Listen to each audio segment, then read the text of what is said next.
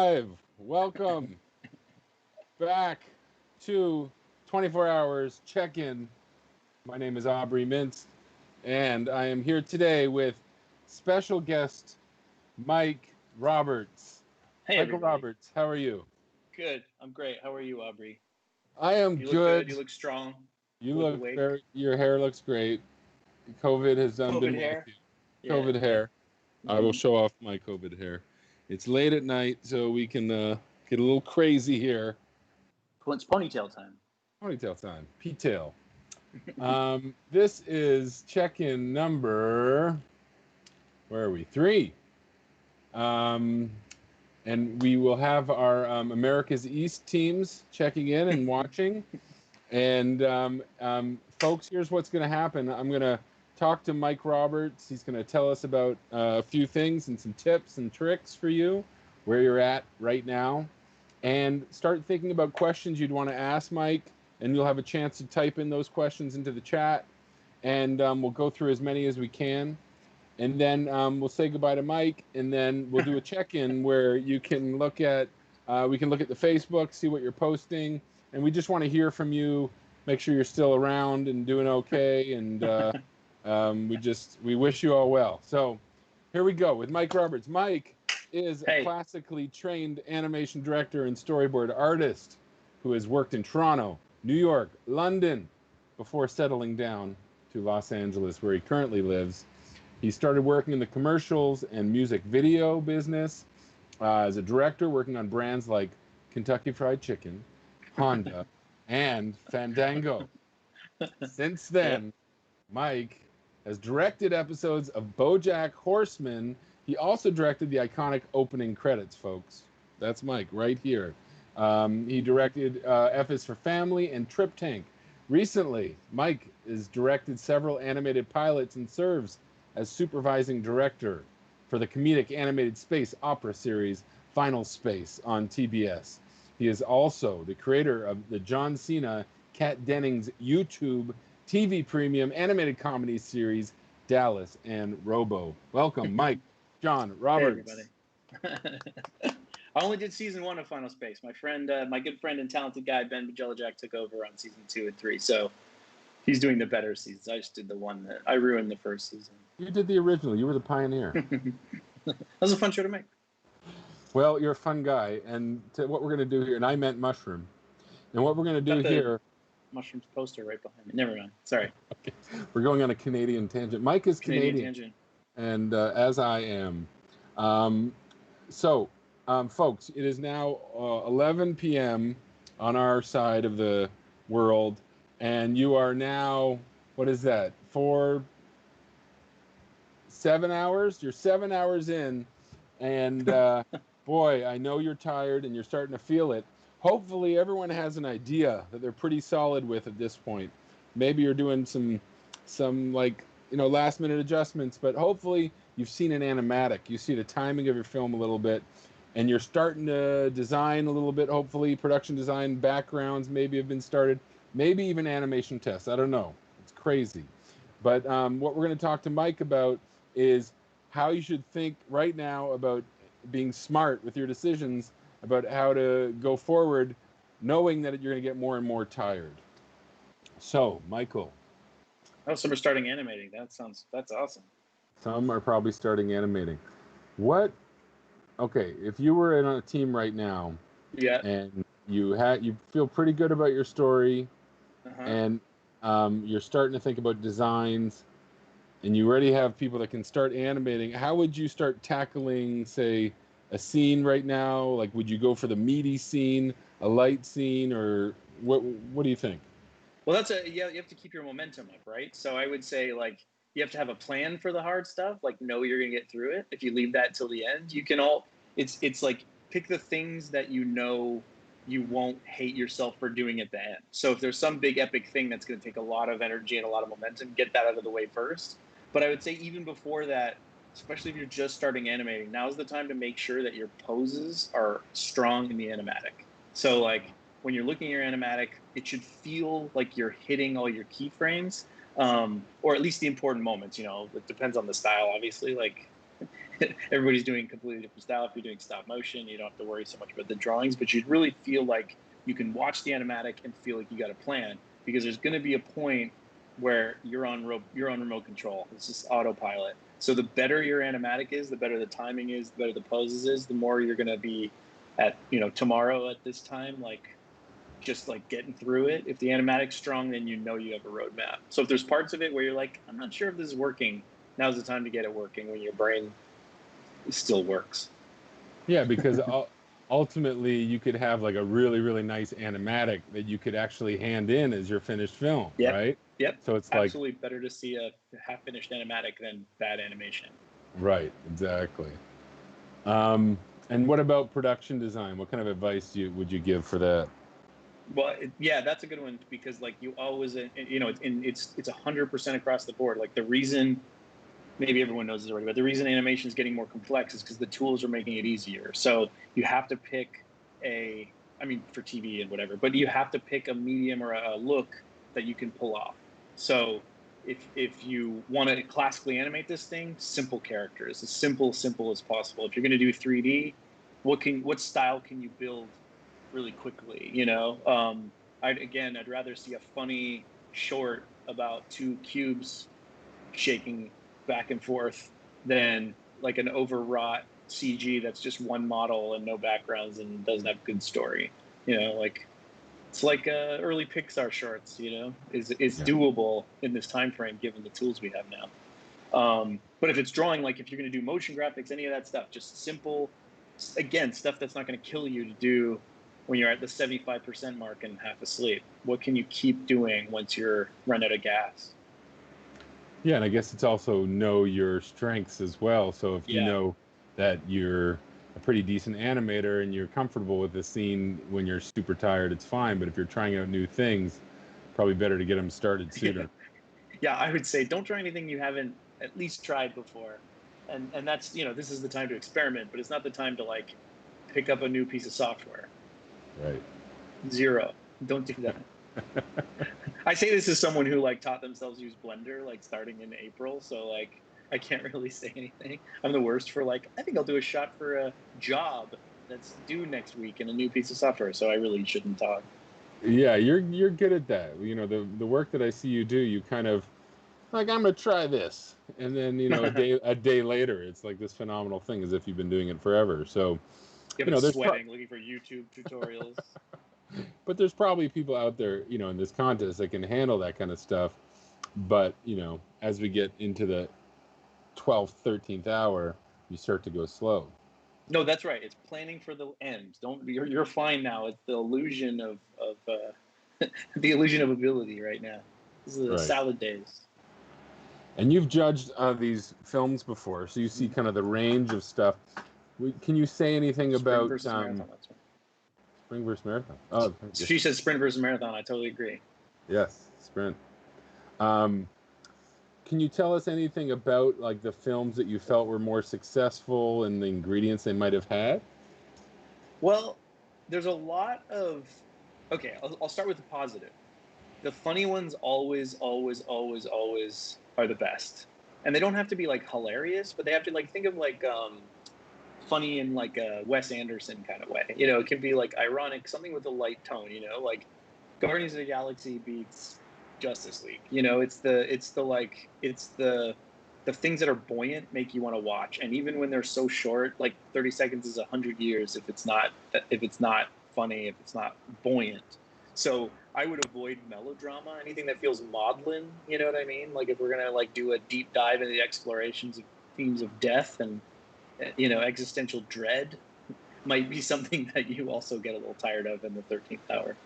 The theme is about the pandemic, so it may have some tones. But if you can't find comedy in this absurd world that we are living in, then you are not enjoying yourself. I don't mind intensity. I don't mind drama. It has to be alive. It can't be, maudlin, right? Like the difference between drama and maudlin. What's maudlin is the like over the top, hard to take drama. Anyway, what's the one that's good? The one that's good. Do the one that's good. It could be poignant, I think. I think there could be poignant some poignancy. Yeah. Like you know, I'm thinking about some of the winners from the last couple of years. Not all of them were comedy. Like I think there No, were that's some true. Yeah. that struck a chord, um, but they weren't overly complicated. You know, like I think Yeah. there was some that were just had a strong image, like a strong tone or strong emotion Hmm. to them, and maybe they look cool too. But Yeah. yeah, No, that's true. yeah, I'll clear it up then. I should say that it should have a strong theme that's sort of like an idea for the audience to glom onto. Like if there's no theme, if there's no idea, then just forget it. It's just, like it has to be something that resonates. I guess that's why they say write what you know, right? It should be something that means something to you. You shouldn't be tugging at the heartstrings. It should be expressing yourself. right. Well, that would be weird in some definitions of that term. But what we're trying to Perfect get expression. at, what we're trying to get at here is, so you know, the fact that this is about the pandemic, and you were saying, you know, really express how you feel and your experience of it, as opposed to trying to tell what you think the experience is. Um, Yeah, I think the good thing is that everyone's in different areas and different regions around the world, so everyone really did have a different experience of this pandemic. sure. Yeah, yeah. So I'm really interested to see what their realities are. What was that? I saw someone was saying it's hard to be funny during the pandemic, and that's very true. Oh, this is from the chat. Yeah, it's I hard think to. so. Is that your writing up there, Christina? Yeah. That was one of the students wrote that. Hmm. I agree. Yeah. Well, but that's the thing. Like, I mean, I have a really dark sense of humor, and sometimes maybe that's why I try to bring up the Wes Anderson of it all. Like his movies aren't comedies all the time, but there is always like a wink. There's always like a smirk. Yeah, I mean you can do comedy, and the honesty of it beneath the comedy is really sad. You know, Yeah. Sure. like Yeah. Yeah. Yeah. I'm thinking of like The Graduate.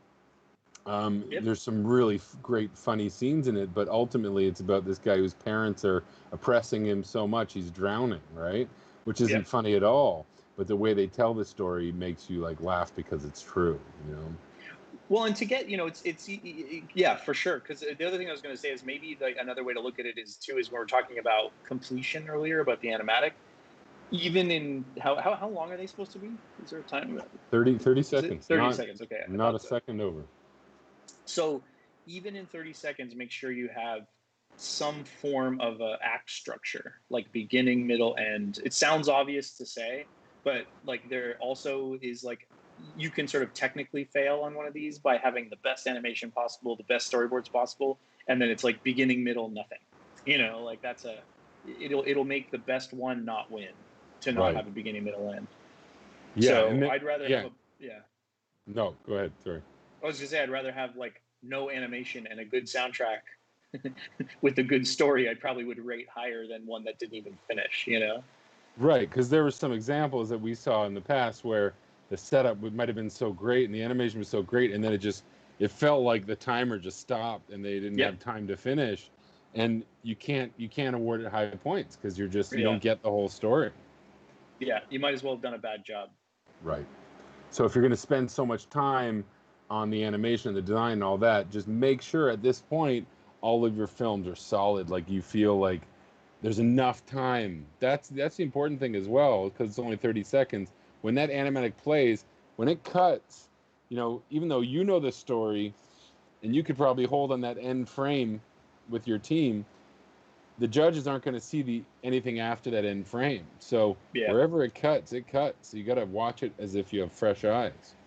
Well, it's like, I mean, the biggest lesson I've learned in the edit suite is if it's not good in the animatic, it's not going to be good in color. It just doesn't fix anything. It might make things. It gives you the wow. Like you'll say, "Hey, that was great," and now I'm saying, "Wow." That's all you ever get. You never get it wasn't good and now it's better. It doesn't happen. If your animatic's not good, your movie's not good, your show's not good. So if it And should feel like your animatic's good at this point. what about like sound and music? How much importance should they put there, and when should they start sourcing that stuff?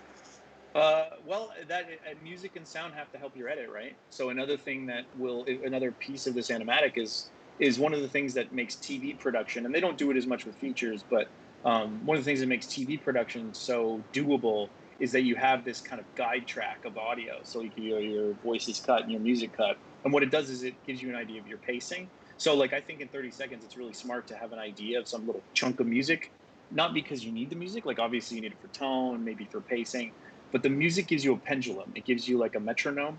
And that metronome tells you when the cuts can come in. So you're not like futzing with like empty space. You know, music is a really, really great way to go, what's the rhythm of this piece? Like, for example, if it's sad and you play a slow piece of music, now you know what your edit timing is. You know, if it's fun and upbeat and you put a piece of fun music in there, you're gonna, even if you don't put the music in at the end, if you take it out, it has a pacing that will keep the momentum up. And those kinds of things, you'd be surprised. Like people cut to temp music all the time that they don't end up using. You need anything you can get to keep the momentum of the feeling of the piece up is really important. I was listening to Brian De Palma talk the other day actually about this. And awesome. Yeah, and he hired Bernard Herrmann, to do the music. And I think it was his last film that he did before he passed away. But he put a temp track of Herman's, Hitchcock work on his edit, and Herman came into the sound room, and then the first note, he's like, turn it off, I don't want to hear it. He didn't want to be influenced at all. Oh yeah, for sure. But some composers are great with it. They want to hear what you had in mind, but I mean, I think if you have a rhythm in your stuff, it doesn't matter what the music is, you know, like that's, I think, the main thing. Like he would watch it and go, oh yeah, okay, I get a rhythm for this thing. And he would know that it was cut to music. Yeah, totally. We were talking about, do we have some chat questions, Christina? I think we do. Okay. Great. Question for Mike. What do you usually do when animating under a tight time constraint? Well, I think well, first of all, I would say like get your keyframes down. You know, like again, I'd rather have the animation on 8s with nice keys than on 2s with bad keys. You know, flowy animation is like, think about Gorillas. You know, like I was watching the new Gorillas today with the Elton John thing. Did you see? It was actually pretty good. What they've been doing the animated music videos?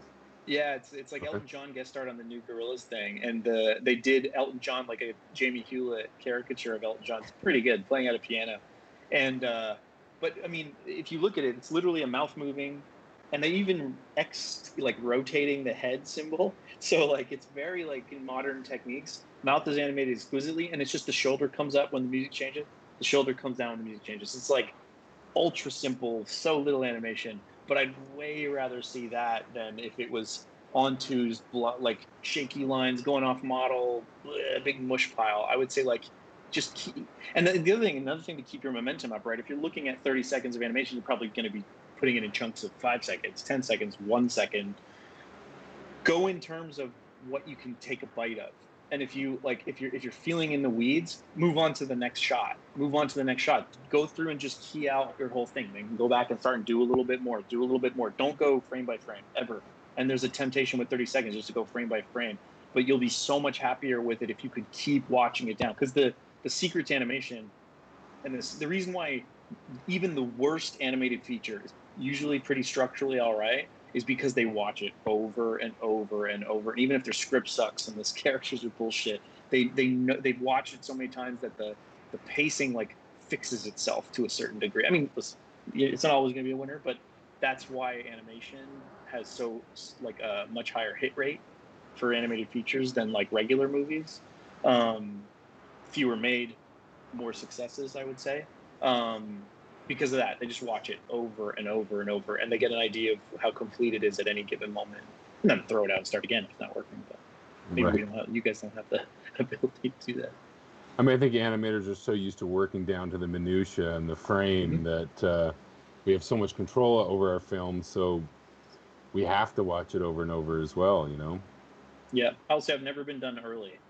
You know, like I'm good at not missing deadlines, but I've never been done early. There's always the amount of work you do expands to fill the vacuum. You'll find a way to like hand it in 5 minutes before it's due.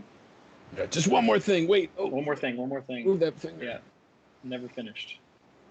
I don't know if that was an actual answer. It felt like I was just making noise, like a horn honking. That was awesome. Someone wants to know, how do you keep working while you're asleep, Alana J? Well, like coffee, and then whatever else. Uh, I don't know. That's a good question. I mean, like, I feel like with, me and Aubrey had the Sheridan experience, and I feel like so much of that was all nighters. Not healthy. It was stupid. I remember in third year, me and this other guy, Nate Steffen, had a pact where we were going to do business hours because it was getting so unreasonable. So we thought if we do business hours, we'll actually get more done.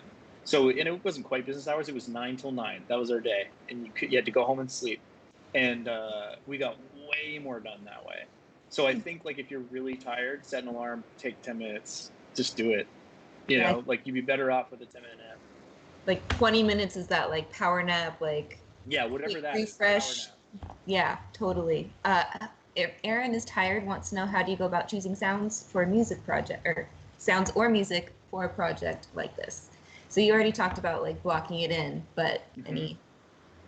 I think it's always you got to think about tone and the theme, right? Like, if like sound effects are important, they're easy. Like, you need a drill, just listen to a bunch of drill sound effects. You need a smack, listen to a bunch of smack sound effects. I don't know. Do you have libraries? How are you guys doing it? It's up to them, whatever they find. Well, here's a top tip. Get one of those YouTube downloaders, and there are tons of free music and sound effects and on YouTube that you can rip. And I think there's obviously rights issues that you probably have to contend with, but stuff like sound effects, there's tons and tons and tons. Anything you want to type in, just go sound effect of a thing, and then rip it from YouTube. That's like a super fast way to, like, bolster your library. And then with music, yeah, can they use licensed music? That's a good question. I tell them to try and find royalty free. Just that we don't want it being pulled down. Yeah, right. Okay. So then I think the most important thing is think tone. What do you want? Like, the way I always try to explain, like, it works for acting. It works, when you're anything you want to do. Don't do the literal. Do the thought. So the word I'm constantly giving animators and board artists, especially because most of the people I interact with are board artists. They always want to act the word. The amount of times you see a character go, "No, I'm tired," like they do something. Look over there. Like, all the literal stuff that people do in acting never works. It's always B level. You hear the word, and then what's the thought? So if a character's angry, if it's like, "I'm tired," but what are you tired of? You know what I mean? I want to get out of here. So it's like, "I'm tired." Look around. Like, think about what the body language of what the thought is. If you're angry with someone and you're saying something, it's so much more. That's why a lot of these animation contests and a lot of film festivals will give, like, a script, the contests, and then you have to do a different plot for the one script. You're not doing, like, a little script, right? You're doing theme. Yeah. But that's what makes it so interesting. Like, you can make the thoughts that come into your head not relate to the words and have it work so well. So I would say, like, the main thing is always be thinking of theme, and that's music, that's sound effects, it's posing, it's everything. Just think about what it means, not what you think it needs to literally be, because literal is always less interesting. Sometimes you got to be literal, but it's always less interesting than making an interesting choice. So with music too, think about something that's, like, maybe someone, don't pick something that someone is going to definitely do if they were in your shoes. Because that's what I will say. Anytime you copy someone, or anytime you do something, that's why the zeitgeist is so hard to chase. If you make a joke that's very now, someone else is making that joke right now too, and you'll see that same joke and you'll feel like a cliche. So try to pick pieces of music that, like, pick something from, like, the BBC polyphonic, that whole, like, weird 70s 60s place. There's tons of that stuff on YouTube. Or, like, look up some, like, 70s, like, experimental electronic music. Like, pick the kind of stuff that represents your story, but is not, no one else is going to have. It'll inspire you to find something new. Now every 24 hours film is going to have 70s electronic music. Thanks, Mike. Man, there's this video called Krumar that I'm obsessed with, and it's like a baby playing. It's like a baby doll with, like, a pot on its head playing a keyboard, and it's was it Jean-Jacques Perret is the artist, and it's called Krumar. Look it up. That's what. If you need a boost and you're running out of coffee, look up Krumar, like CRUMAR, and you'll see it. It's this terrifying baby toy doll face, and then that's your energy boost to get you the next 45 minutes of energy. It'll mess you up. That's great. Other questions, Christina? I don't see any other questions. We did have some Gorillaz fans of that music video when you man, so talked good, about right? it, for sure. I love Gorillaz. Super cool. Music and animation.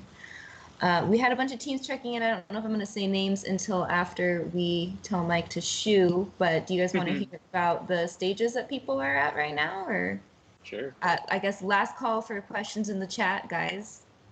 But let's see, going back up to the top, we have teams who are in animation production, people who are still alive, animation production. Let's see, lots of people checking in from all over, not just East Coast. We had some animators make a connection on YouTube. Someone realized they were following someone else's channel. It's like, oh, hey, I follow your channel. I love your work. Networking. We got some people starting rough animation and cleaning up layouts. Seems like people are lightning speeds here.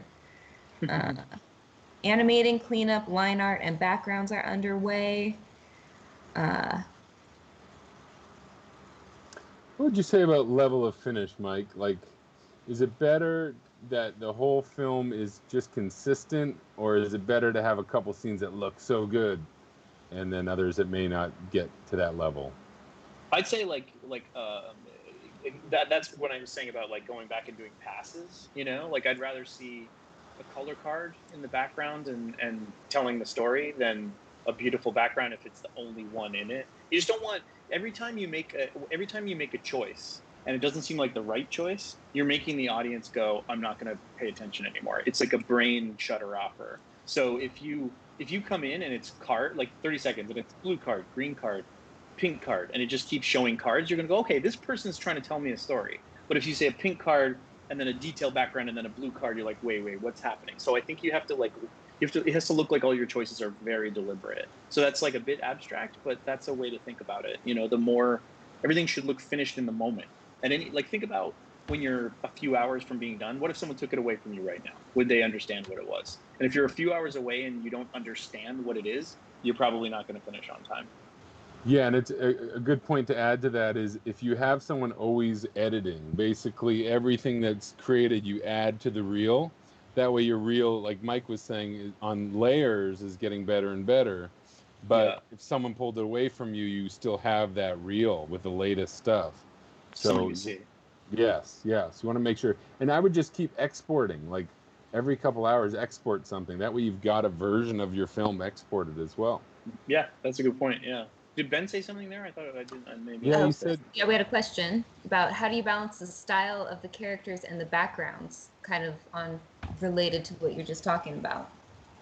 Well, I think like you want to make sure that the backgrounds in some ways are easier, right? Because a lot of the things that people do as a mistake is they overcomplicate the background and then block the composition.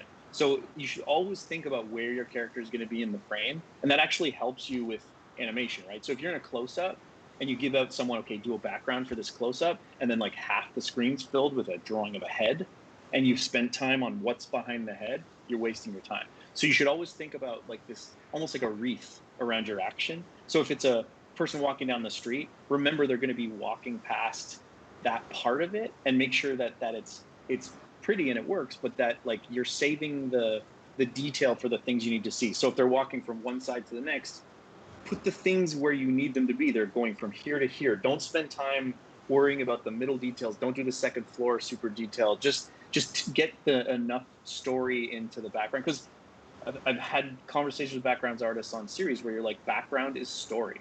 You know, like make your background to tell a story. If you're just making a cool street, you're gonna fail half the time.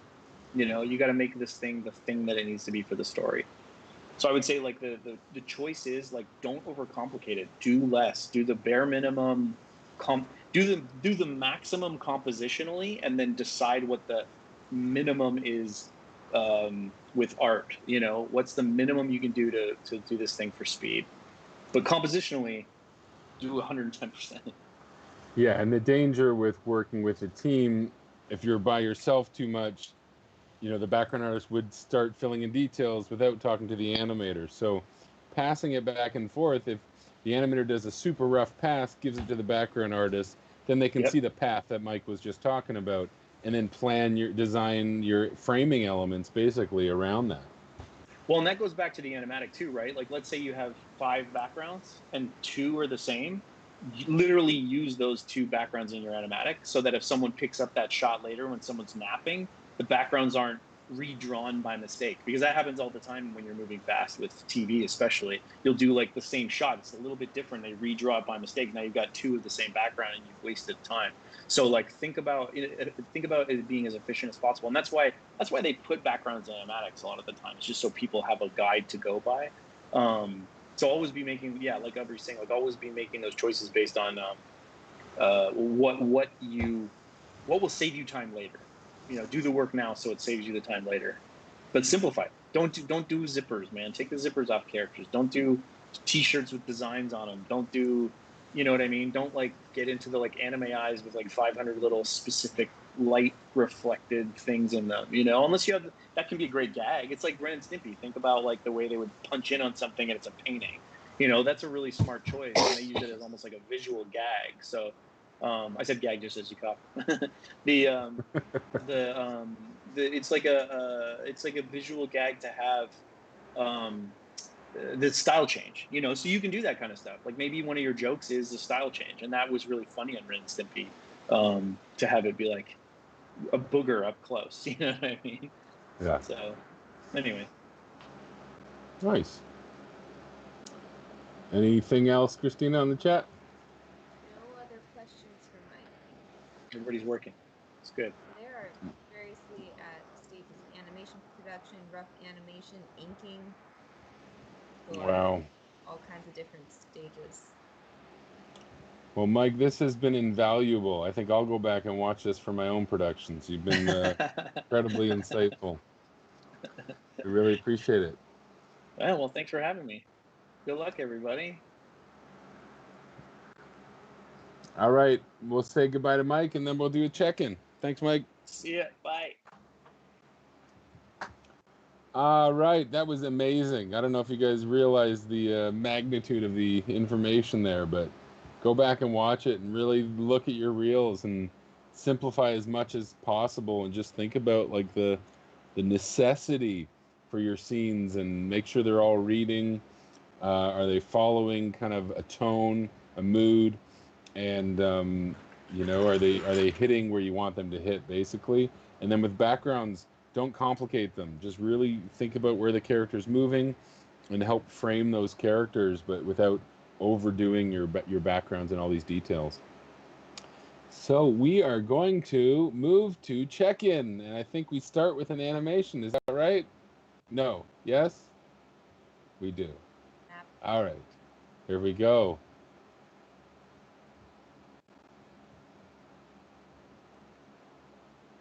There we go. Thank you. We are in East America's region, and I apologize to these teams for my horrible pronunciations from before, and I'm going to try a little better here and see how we can do.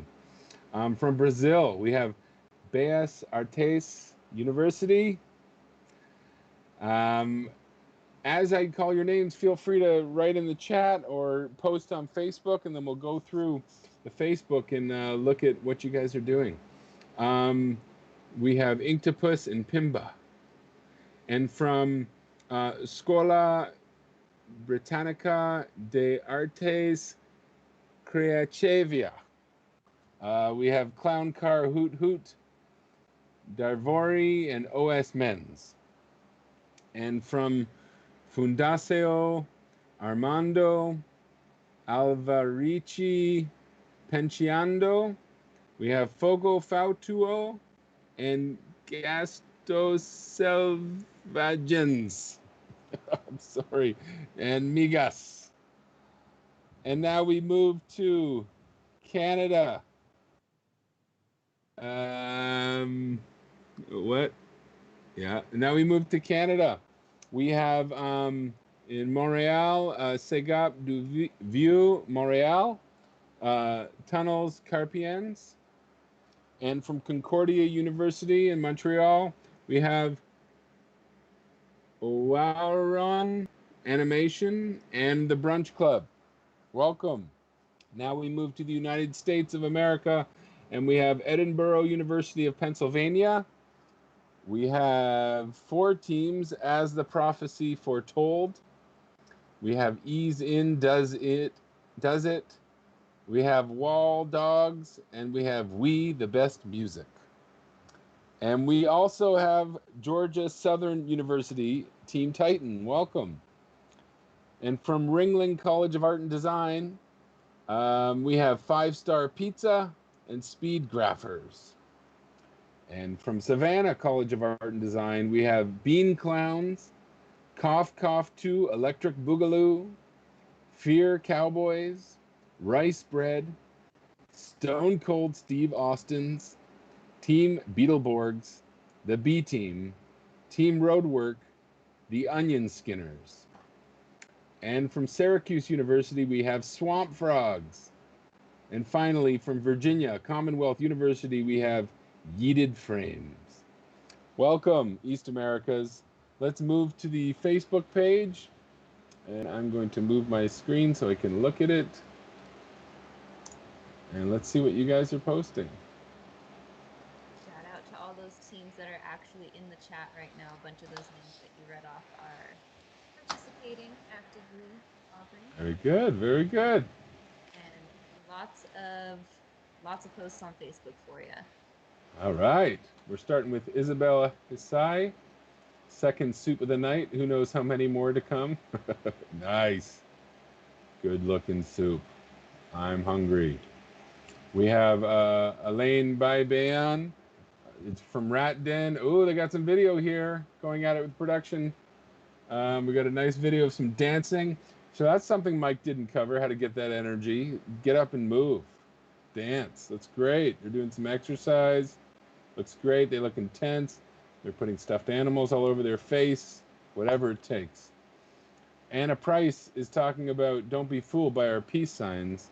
We're trying to keep sane on our 7th hour. Animation Nation going strong. They have a nice blend of different photos. Good jobs. Infinity Karen. That's amazing. May I present Infinity Karen? Thank you, Dana. That was awesome. Danny Bowman from Danny Academy is saying, making great progress. Keep it up, Night Runners. In the chat. In the chat too? Mm-hmm. Night Runners are here. Hey, Night Runners. Welcome. You guys are doing great. Creckham Hours, Captain's Log, number 347. I do not know how long it has been, but it feels like it's been days or maybe months. Our coffee supply will soon be out, and we have decided to drink each other's tears to survive. Quite tasty, but a bit salty. And they have a nice progress drawing there from thumbnail all the way up to finished background. Beautiful. Look at that background. Dang. Whoa. Giovanni Ramos from 3D block to color script and some snakes on men's. So they've got some like models that are well lit and textured. I assume that's in the film. Looks great. Nice work. Madison Lacrosse, a midnight vlog update. You should watch this. If you haven't watched this yet, please do. It's so like honest and true, and it feels exactly how it feels at this time of night when you're kind of tired, you are trying to figure out how to stay awake, but you're going to push through. And like I got such a great feeling from that one. So I just encourage everyone to kind of do these kind of vlogs where you're talking to the camera or talking to each other. I just want to hear like, and you know, somebody else posted something about a malfunction, I think. Like something went wrong with one of their files. It's a great picture and you got the idea, but I'd love to see that on video too. Like show us the reaction of what happens when something goes wrong and then what do you do to fix it? That's the kind of stuff we want to see with behind the scenes. So as much as you can, film. Madison Lacrosse, a 2 a.m. update. Feeling like time is eternal, but we're making great progress. So proud of my team. She looks happy. She looks like she's tired, but I'm ready to push on. Nice work, Madison. Isabel has looks like a background painting. Nice work. Zoe Chen saying howdy, Fear Cowboys from SCAD. Checking in. Yeehaw. Looking good, SCAD. Danny Bowman posts again from Team Captain Mark. Go, Mark, go. They've got some clouds in there, little background drawings, I think. Alondra Flores, animatic is done. Time to animate. Nice. They got a moving animatic here. That's key. The sooner you can get an animatic, the better to really make sure the timing is working. Clara is posting some nice prop designs. A few members have gone to sleep. Make sure you wake them up. Let them sleep for now, but at some point, hopefully, don't leave it to just 2 people. They're studying plants. This is from Darvori team from EBAC. And they've got a video in there as well. Nice work. Is that everything? Samira Frank, greeting from Castle, doing fine. Hope everyone is doing fine. Oh, there's that one from Tryon. When your Maya file stutters for 2.64 seconds at the dead of night. Emergency meeting. Yeah, get that stuff on video. I'd love to see what happens. I think I'm caught up. How's that, Christina? There's a pets check-in from the Team Animation Nation. If you guys want to go meet some mascots. It's a cute one. But yeah, all kinds of check-ins. You guys are doing awesome with that. Great feel of all the different teams, the different studios you're working from, different progress happening. It's like watching the same thing unfold from 100 different places. It's amazing. Or I guess however many places, more than 100 actually. Yeah, 200 teams times 5. That's probably 1,000 places. Could be. 2,000 sets of eyes, sets of hands. Well, individual eyes, individual hands. It's getting late here.